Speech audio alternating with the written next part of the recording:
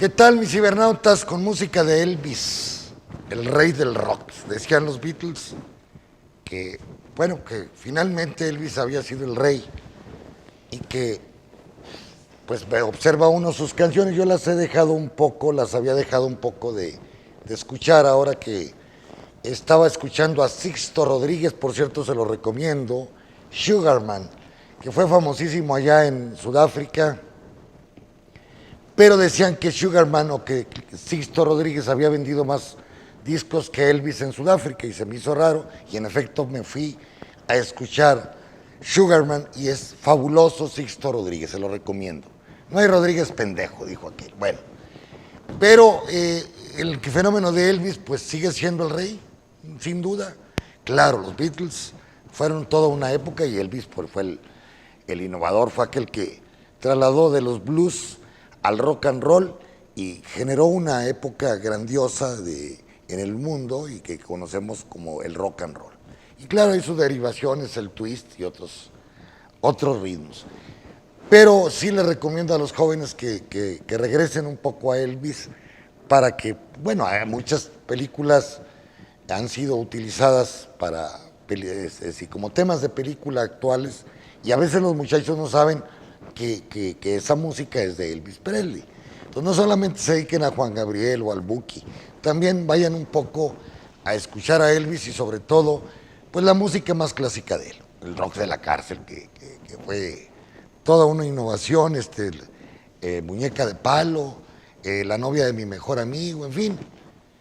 Hay una serie de Love Me Tender, parece que también pues una de sus han sido utilizadas en varias películas. Pero vamos a hablar un poco de economía.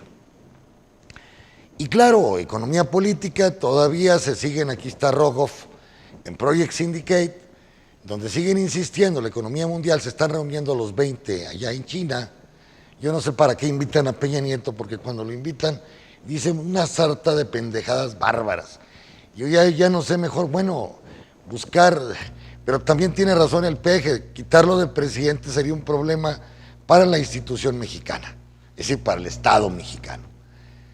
Pero el muchacho, pues, ahí va y viene, ya no quiere estar en México por las críticas que todavía está recibiendo de la visita de Trump, que realmente él lo convenció. Otro, peor que él, Videgaray, cuñado allá de los panistas, por cierto, su esposa es del campo, una panista preclara, y que, claro, Videgaray creyó que iba a convencer a Trump de que ya no le siguiera molestando al pueblo mexicano. Pues está jodido mentalmente.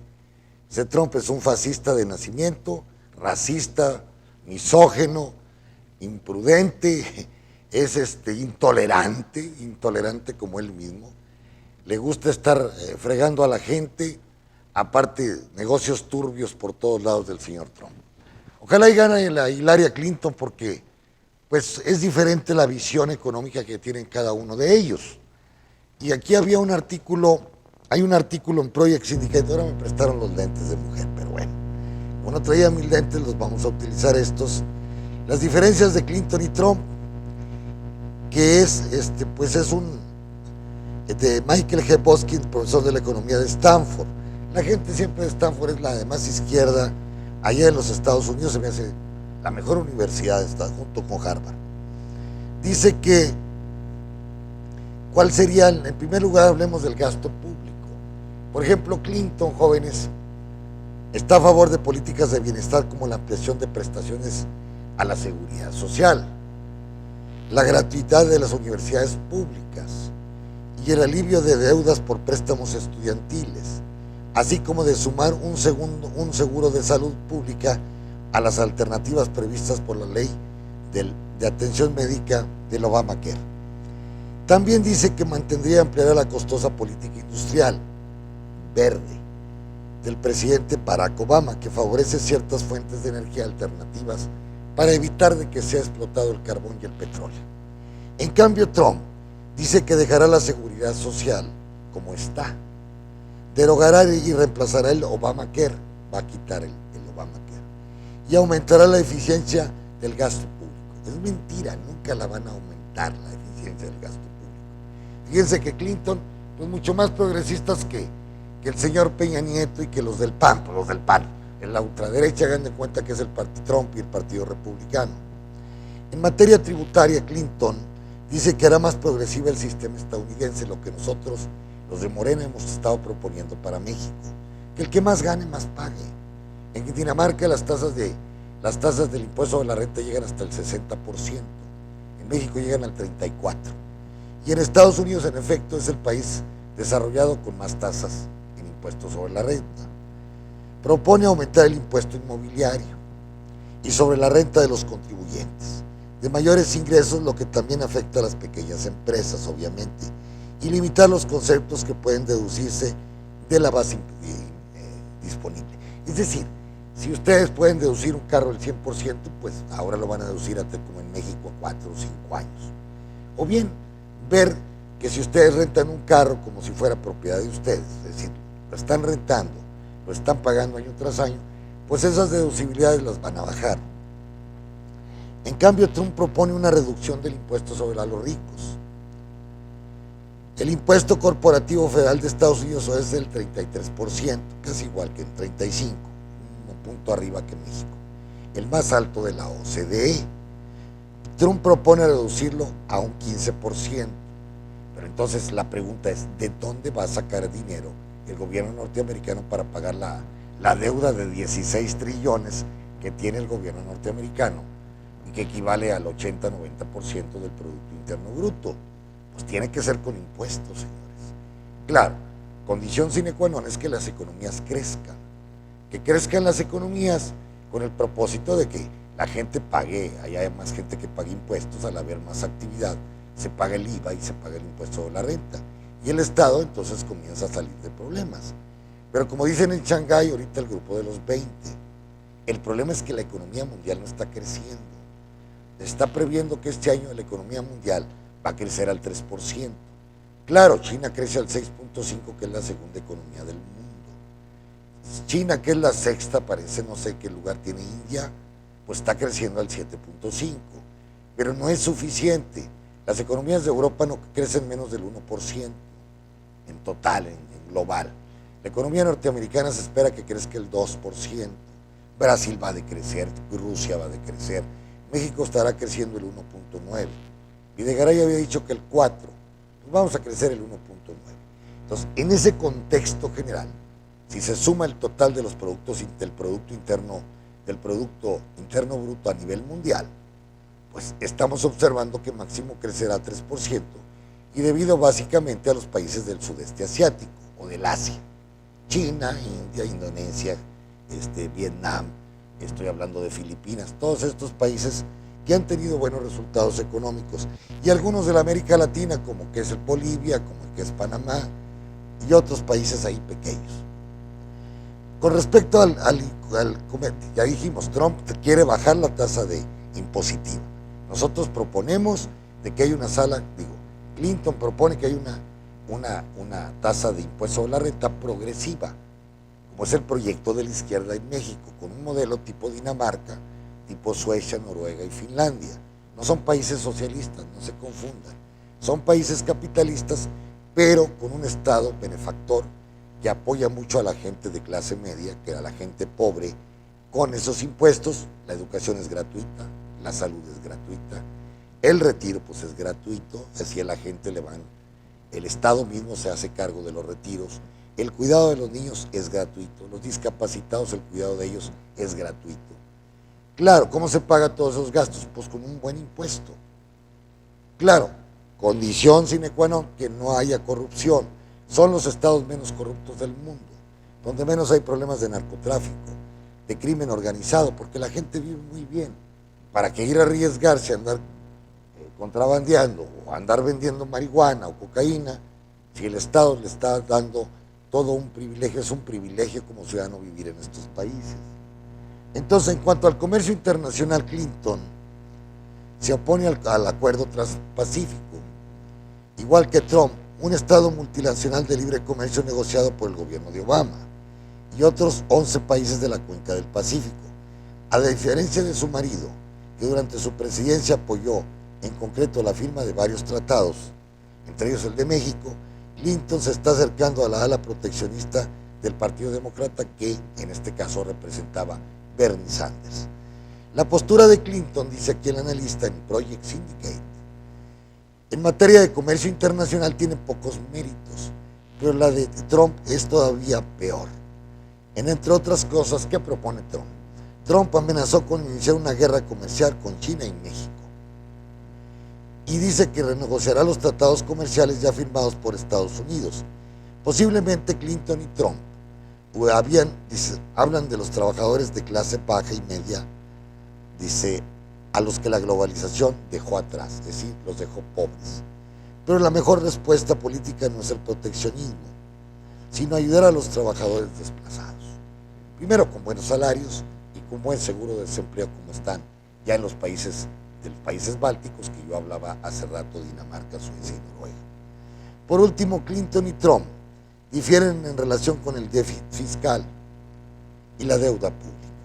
La ampliación propuesta por Clinton de la seguridad social y otras partidas de gasto y sus planes de reforzar aún más el Obamacare, sin poner límites al costo de facturas y prestaciones, que según las proyecciones van camino a aumentar, hacen pensar que su presidencia también estaría asignada por un importante déficit.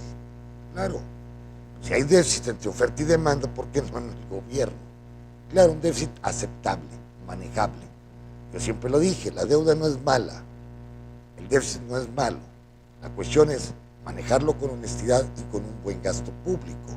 Muy distinto a la historial de su esposo Bill Clinton, que trabajó con un congreso bajo control republicano para equilibrar el presupuesto. Hace poco Trump limitó su propuesta de recorte de impuestos para reducir su costo fiscal y ponerla más a tono con las cifras previstas por los legisladores republicanos. Aún así, el recorte se compensa con un aumento de la recaudación derivado del crecimiento económico que no existe. Todavía debería complementarse con medidas de control de gastos, especialmente en prestaciones sociales. De lo contrario, una presidencia de Trump, dice el analista, también podría tener serios problemas de endeudamiento. Algo en lo que ambos candidatos coinciden es en el enorme gasto de infraestructura. Por desgracia, si bien parte de ese gasto se conduce con la función del gobierno federal, ninguno de los candidatos explicó cómo se evitará que la politización y el amiguismo terminen en derroche con corruptelas como el de IGA aquí en México, gastos públicos o carreteras o ferrocarriles dados a empresas de los amigos. Estados Unidos no necesita una repetición del masivo programa de estímulos a través de la obra pública del gobierno de Obama. En síntesis, dice el analista, Clinton priorizará la redistribución sobre el crecimiento económico. Problema de concentración del ingreso que ya ha hablado Stiglitz, Krugman, Piketty y otros economistas a nivel mundial, Bradford, Dillon, todos ellos. Entonces dice, hay que redistribuir el ingreso, aumentar los salarios de 7 a 12 dólares y si es posible a 15. El crecimiento de Estados Unidos es un asunto global, porque impulsa al de otros países, concretamente al de México, a través de la demanda de los consumidores estadounidenses y el comercio internacional. Pero las dos fuentes principales de crecimiento, el aumento de la productividad y el factor mano de obra, por ejemplo, la cantidad total de horas hombre trabajadas, cayeron abruptamente en los últimos años, en la última década. Después de la Segunda Guerra Mundial, la economía estadounidense creció a un ritmo promedio anual del 3%. Durante varias décadas, pero en la última década, no hubo ni siquiera tres trimestres consecutivos con ese índice de crecimiento. Por lo tanto, la productividad se ha estancado en Estados Unidos y el crecimiento se ha estado estancando en el 1-1.5% promedio. Dice, se han dado varias explicaciones de la desaceleración de la productividad. El economista que yo ya cité aquí, Robert Gordon, lo cité hace dos sesiones, señala que hoy las innovaciones tecnológicas aportan menos al crecimiento económico. Es decir, por la computadora, el internet, el teléfono celular, el software, están aportando menos que lo que aportó el automóvil o el ferrocarril en su momento.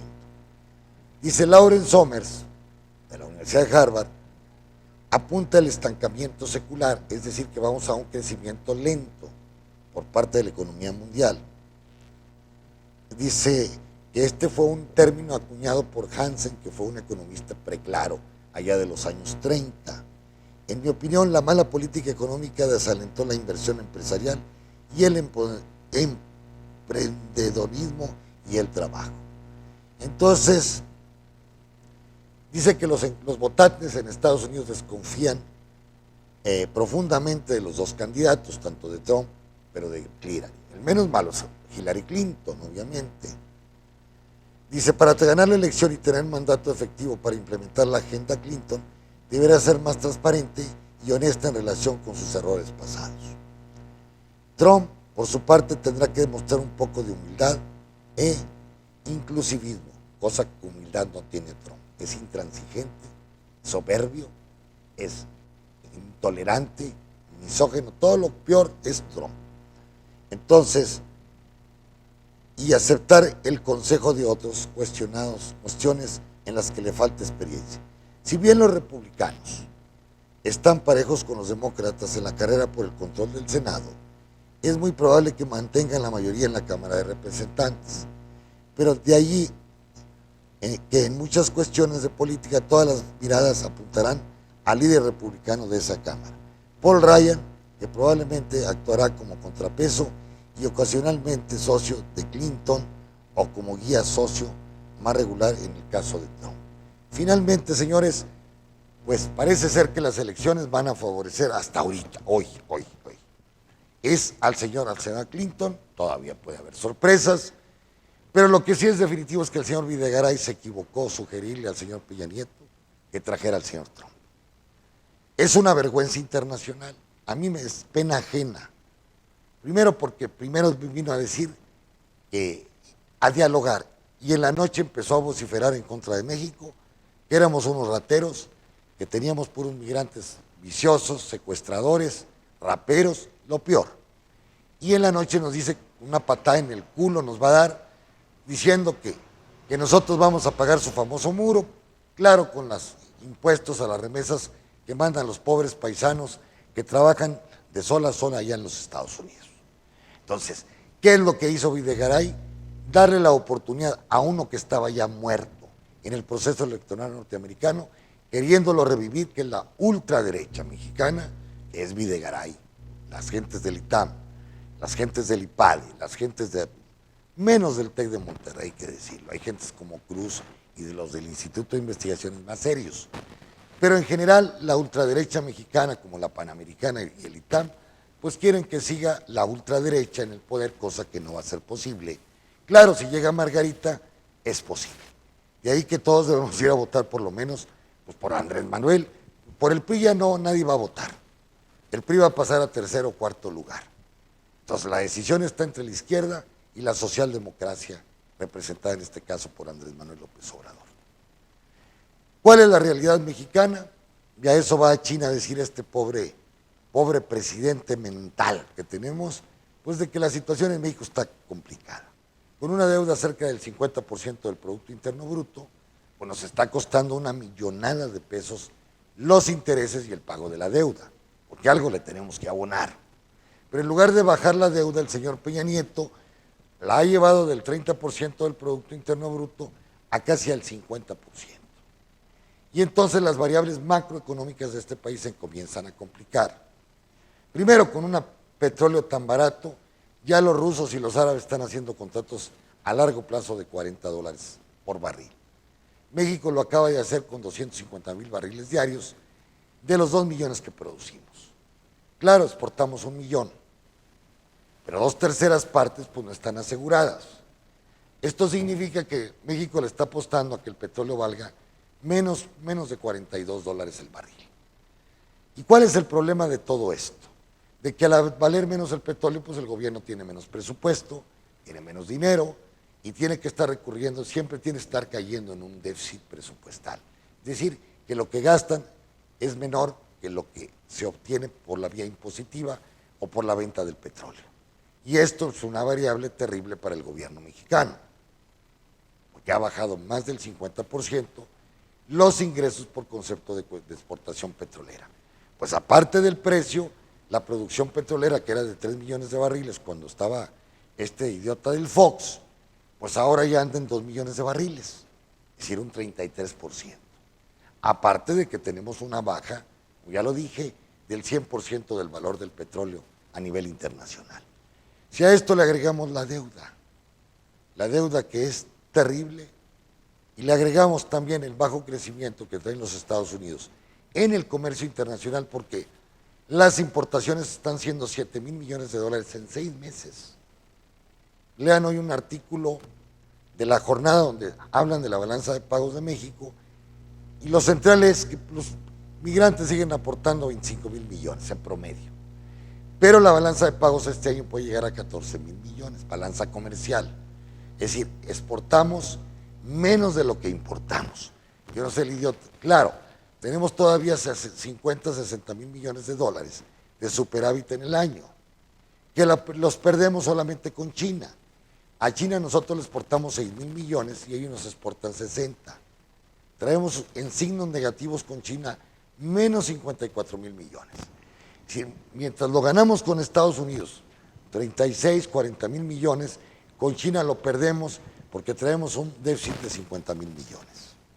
Entonces, la salida de capitales, esa es otra, endeudamiento, el nerviosismo que hay a nivel mundial de que venga probablemente otra recesión para el año 2017, lo del petróleo, lo de las deudas, pues jóvenes, está dado el concepto de una tormenta económica perfecta para que el 2017 sea un año de alta volatilidad y que probablemente nuestro peso pues vaya más allá de 20 pesos por dólar. Entonces, esto encarece las importaciones, destapa los precios internamente y el afectado obviamente será la clase proletaria, la clase jodida. Y bueno, ¿qué es lo que hace el gobierno contra el déficit? Pues aumentar la gasolina, aumentar el déficit, a pesar de que lo prometió ante notario público el actual presidente, asesorado por su secretario de Hacienda, el actual Videgaray, y que trajo a Trump este Videgaray, pues sencillamente las variables económicas no se le acomodan ninguna a México. El que devaluemos nuestro peso no está resultando con balanzas superavitarias, balanza comercial, es decir, lo que exportamos de mercancías, al revés. Estamos teniendo balanzas deficitarias de 14,000 millones. Yo recuerdo en los años 90, 80, 90, cuando Inglaterra debía 12,000 millones de dólares, pues puso a temblar a toda la serpiente europea y hubo que devaluar la libra para equilibrar esas balanzas de pago. ¿Cuál es el ideal sería en el comercio internacional? Si ustedes leen a Ricardo, Smith, Ragnar Nurs, Argiri Emanuel, David Ricardo con su modelo de comercio internacional, en fin, todos los teóricos clásicos, lo ideal sería que un país tuviera 0 de pérdidas o 0 de signos negativos en comercio internacional o 0, es decir, en exportaciones, que las exportaciones se empaten con las importaciones. Eso sería ideal en un mundo ideal, pero no existe el mundo ideal ni en la economía de la oferta y demanda, ni en el comercio internacional. A nivel mundial sí tenemos un empate, pero siempre habrá países como Alemania que traen 200, 300 mil millones de dólares de superávit, China igualmente, y eso es a costa de quién, pues de sus vecinos, de Europa, de México, de la América Latina, del África y de otros países, y de mismo Estados Unidos. Y entonces, mientras que en Alemania traen tasas de desempleo del 3%, pues en España traen del 20%, o en Italia, o en Portugal. Si la Alemania está viviendo de sus vecinos, los está, como vampiro los está chupando, vía balanza comercial a nivel interanual y a nivel interno de Europa. Y entonces los afectados son los países del sur con menos productividad, menos salarios, menos capacidad para poder exportar, menos tecnología, que es la clave de la exportación alemana, la alta productividad y la alta tecnología, también en el caso de Suiza. Pero, pues ahí nos vemos, es decir, ahí estamos en una situación de que vivimos un mundo desequilibrante, no hay equilibrio, un mundo que no crece lo suficiente, como es el fenómeno mundial, del 3%, según la señora Christine Lagarde, y que China propone que haya modificaciones, pues empezando por el papel del dólar, que es un papel predominante. Para Estados Unidos, que representan 16 trillones, me dicen, bueno, oye, es problemático porque pues, deben el 100% de su Producto Interno Bruto, sí, pero ellos, mientras México debe 10,000. Pero le digo, el problema está, millones de dólares, aunque debemos otros 800, debemos en total 4 o 5 billones de pesos mexicanos. Tradúzcanlos a dólares, pues equivaldrían a 200, 300 mil millones de dólares. Pero Estados Unidos debe 16 trillones. Pero no hay problema con los gringos ni con tampoco los japoneses, porque las deudas norteamericanas básicamente están en dólares. Le deben a China y China deja el dinero en Estados Unidos como seguridad. Así es que, ¿cómo podría resolver su deuda finalmente Estados Unidos en un término de emergencia? Pues emitiendo más dinero y pagándole a los tenedores de bonos, certificados, de los swaps, de todo lo que corresponde a la deuda privada y pública norteamericana. Ellos no tienen problema porque tienen el Banco Mundial, el banco que emite dólares, que es la Reserva Federal. Japón igualmente debe en yenes, igualmente China. China debe, pero el 250% de su Producto Interno Bruto, pero los debe en yuans. Entonces, pues, ¿cuál problema para un país que con alta deuda y que la gente diga, págame, que no lo van a decir todos al mismo tiempo? Bueno, pues emitir más dinero y aquí te pago y punto y santo remedio. El problema es para países como México y de la América Latina, que deben en moneda local, que esa no le vería tanto problema, pero al mismo tiempo, 150, 170 mil millones, no sé exactamente ahorita la cifra, en dólares. Así es que al revalorizarse el dólar, pues sube automáticamente el interés, que está en dólares, y el pago correspondiente de la deuda por año que tenemos que hacer en el plano internacional. De ahí que la tormenta perfecta que se está formando, no solamente en el Pacífico, y que puede golpear a Los Cabos otra vez otra tormenta, aquí tenemos una tormenta o un ciclón en formación desde el punto de vista económico, por las variables que ya les he comentado: petróleo, deuda, concentración del ingreso, baja exportación, en fin, especulación monetaria con respecto al dólar, y eso está generando, como en 1982, una probable tormenta económica. Si a esto ustedes le suman las estupideces cometidas por Videgaray en la sugerencia que le hace a Peña Nieto de traer a Trump, pues las cosas se nos complican porque Trump no nos va a cumplir. Trump nos va a ejecutar. Con Trump va a bajar el peso mexicano, es decir, se va a revaluar el dólar o se va a devaluar el peso. Con Trump tenemos riesgo de suspender el Tratado de Libre Comercio, grandes pérdidas para el sector exportador. Con Trump vamos a tener problemas con los inmigrantes, porque no va a querer más, aunque los campos norteamericanos y los recolectores de basura son puros mexicanos, o las sirvientas que se tienen en Los Ángeles. El sector servicio de los migrantes es muy poderoso.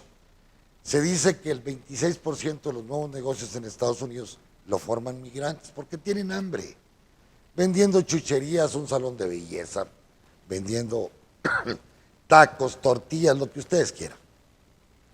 Pero ese sector migrante que es joven, que a México le cuesta mucho dinero criar esos muchachos, muchas veces hasta universidad, porque hay más de 20,000 doctores en Estados Unidos, según las últimas informaciones. A México le cuesta mucho dinero a esos muchachos, y el que viene aprovechándolo son los Estados Unidos. Entonces hay una desacumulación del conocimiento que estamos teniendo en este país. ¿Y a quién estamos beneficiando? Pues a los Estados Unidos. De ahí que es una falacia decir, es una mentira, decir que los migrantes son una carga para los Estados Unidos. Al revés, ellos levantan las cosechas de los estados centrales y del occidente de Estados Unidos, mismo de Miami, de North Carolina, Wisconsin. Ellos están en la construcción, ellos están en la industria en general, industria automotriz también, y son un gran aportador de recursos al pueblo norteamericano. Se calcula que los migrantes representan del 8 al 9% del Producto Interno Bruto de los Estados Unidos. En otras palabras, jóvenes, los migrantes mexicanos producen más bienes y servicios que lo que se produce en México. Si son 20 millones, en México somos 100 millones, pero el nivel de ingreso de ellos es 10 veces mayor que el nuestro. De ahí que quitémonos de mentiras y tampoco tengamos miedo de que el Trump pueda suspender el Tratado de Libre Comercio. El 40% de los bienes que vienen a la industria automotriz de Coahuila, de Zacatecas, perdón, de Guanajuato, Aguascalientes, Puebla, San Luis Potosí y Querétaro, provienen de los Estados Unidos. Entonces, el no querer comercializar automáticamente ejecutaría a las grandes empresas norteamericanas que residen en Ramos Arizpe o en Guanajuato, por ejemplo. Pues, aparte, el hecho de que quieran producir sus bienes en los Estados Unidos, pues tendrían que aumentar al doble o al triple el valor de los automóviles de esa economía alicaída que no está en crecimiento bonancible, aceptable, y que con costos superiores a los que actualmente se tienen, pues la demanda efectiva en ese país disminuiría automáticamente, es decir, la cantidad de automóviles demandados o comprados, de tráilers, de automóviles, de tractores, de lo que ustedes quieran. De ahí que no es fácil para el señor Trump decir, voy a suspender esto. Por eso en Estados Unidos, y aquí hacen hincapié en este artículo, también en Estados Unidos, allá sí hay división de poderes, no como en México, que los idiotas del PRI Peña Nieto les dicen, voten por la ley fiscal o ley educacional, ahí van todos como borregos. Ellos no analizan nada, son una bola de burros, la mayor parte de los senadores y diputados, senadoras y senadores y diputados y diputadas, muy burros, muy incapaces, no saben leer, tan como Peña Nieto, no han llegado ni a 3 libros. Entonces, pues eso complica un poco, hablando de Estados Unidos, que Trump quiera suspender todo, pues no, va a tener siempre enfrente al señor Ryan, al líder de la Cámara, al GOP de los diputados republicanos, o a la señora Pelosi, parece que es la líder, o no sé quién es el líder actualmente de los demócratas. Entonces, vamos a tomar las cosas con calma. Es una estupidez, como dijo Andrés Manuel López Obrador, estar invitando a los precandidatos. Esperémonos que sean presidentes. Y ya siendo presidente los invitamos, hombre. Vamos a dialogar. Vamos a ver cuál es el problema. Si México trae una balanza de 50,000 millones, bueno, pues entonces ahí a exigirle a México que mejore sus salarios para que el obrero mexicano y la clase media mexicana pueda estar consumiendo más de los Estados Unidos. Yo creo que sería la mejor política que podrían implementar Trump y Clinton presionando a México para que se equilibre un poco la balanza comercial o la cuenta corriente de capital. Esa es la propuesta que yo haría para Clinton y el señor Trump. Pues díganle a México que aumente sus salarios como se lo dijeron a España, a Portugal y a Grecia, cuando se incorporaron a la Comunidad Económica Europea. No solamente te vamos a dar dinero para tus carreteras, para tu agricultura, tu industria, tu tecnología.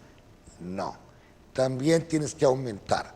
De ahorita, antiguamente había una diferencia de salarios entre España y Alemania de 4-1. Hoy es de 2-1.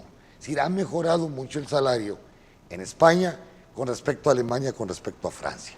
¿Por qué? Porque a los alemanes y a los franceses pues les conviene que los españoles tengan un buen salario, o los portugueses o los italianos, para que puedan estar consumiendo los bienes, los buenos quesos camembert, brie, la buena cerveza alemana, o el buen vino francés, o la buena tecnología alemana. Es decir, es un comercio de ida de mutuo, donde hay una sinergia y que finalmente pues todos deben de salir ganando. Esta es la opinión mía de hoy día. ¿Cómo andan las bolsas? Déjenme ver, Bloomberg. Pues las bolsas, fíjense que como que no se mueven. Están al stand-by, algo pasa en el sistema. Es decir, que hay tan bajos crecimientos, pues que la bolsa refleja también en cierta manera lo que pasa en la economía en general. Entonces ahorita el Standard & Poor's, el Dow Jones, va subiendo el 0.39, pero en el mes ha perdido el 0.30. El Standard & Poor's va subiendo el 0.42 y el Nasdaq subiendo el 0.43. En el mes han tenido pérdidas. En Europa mientras tanto, pues tenemos signos negativos. El FTSE de Inglaterra bajando el punto 22, parece ser que la salida del Brexit o salida de Europa, de Gran Bretaña, ya se van menguando los impactos. Se había exagerado mucho con la salida de Gran Bretaña, no es tal el impacto. Que claro, no han mandado la nota, no han mandado el oficio para decir que ya nos vamos a salir, no lo han mandado, no son tontos los británicos.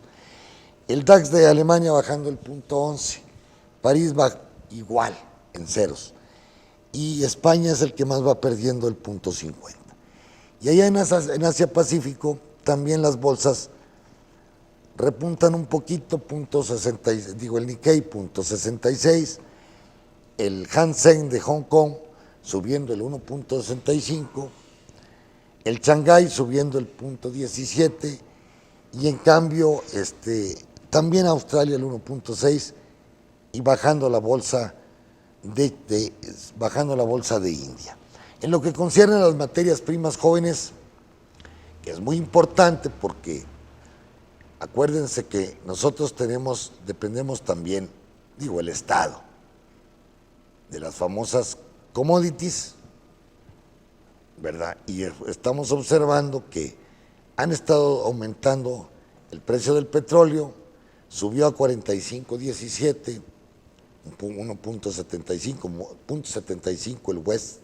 El Brent de Gran Bretaña o del Mar del Norte subió el 1.71, 1.80. 1.71 es fabuloso. La gasolina subiendo el 1.24. El oro también subiendo el 0.30, al igual que la plata, el 1.29. Ha estado repuntando muy bien la plata. Para México es fabuloso porque es el segundo productor o el primero de plata en el mundo. Y en lo que concierne a la agricultura, el maíz se da el trepón, 1.47, y el trigo el 1.65, afectando al ganado en pie, que cuando sube normalmente la carne, el grano, pues baja el ganado en pie para compensar que no suban tanto los precios de la carne en el mercado del menudeo. Y en efecto el ganado en pie es bajando ya a $1, esto no se veía ver en muchos años, el precio de la vaca en kilos, hace muchos años que no se veía esto. De ahí que, vamos a esperar los acontecimientos, como yo decía, hay una sobreproducción a nivel mundial. El libro que estoy leyendo, que se llama, les decía, es un libro del 2008, Espíritu Animal, de Akerlof, esposo de la directora del Fondo Monetario Internacional, premio Nobel, maestro de Columbia, y también de Robert Shiller, de Yale. Pues hablan precisamente que la crisis actual no solamente se debe a la baja falta de demanda, sino al endurecimiento del crédito, no hubo suficiente crédito, de ahí los quantity easy, pero a pesar de que se ha estado emitiendo dinero, tasa cero, a sugerencia de ellos mismos, pues la economía capitalista no está creciendo como esperaban. El miedo que nos da es que este señor esté loco de Contracorner, que es una página Contracorner de la ultraderecha, dicen que el mundo capitalista va hacia una gran recesión para el 2017.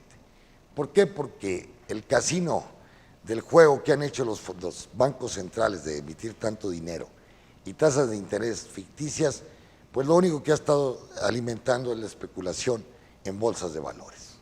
Y que tarde o temprano este fenómeno va a explotar, es una burbuja que tarde o temprano va a explotar. Bien, jóvenes, pásenla muy bien, nos vemos el próximo miércoles, ha sido un placer estar con todos ustedes, pónganse a estudiar todos, la economía clásica clave. Si quieren aprender economía, por favor recurran primero desde los mercantilistas, fisiócratas, los clásicos como Jean-Baptiste Say, como Adam Smith, David Ricardo, James Mill, Sismondi, y vayan, obviamente, tienen que estudiar obligatoriamente al maestro Carlos Marx, a Marx y a Federico Engels. Yo creo que con eso empiezan a complementar o empiezan a iniciarse ya en la ciencia económica para que comprendan un poco más de lo que está pasando a nivel mundial y dejarse de hacer masturbaciones mentales como lo está haciendo el señor Videgaray, que este país podía crecer al 5% cuando sus salarios o su poder de compra o el consumo está siendo retraído por escasas poder de compra de la masa trabajadora. Pásenla muy bien, nos vemos el próximo miércoles.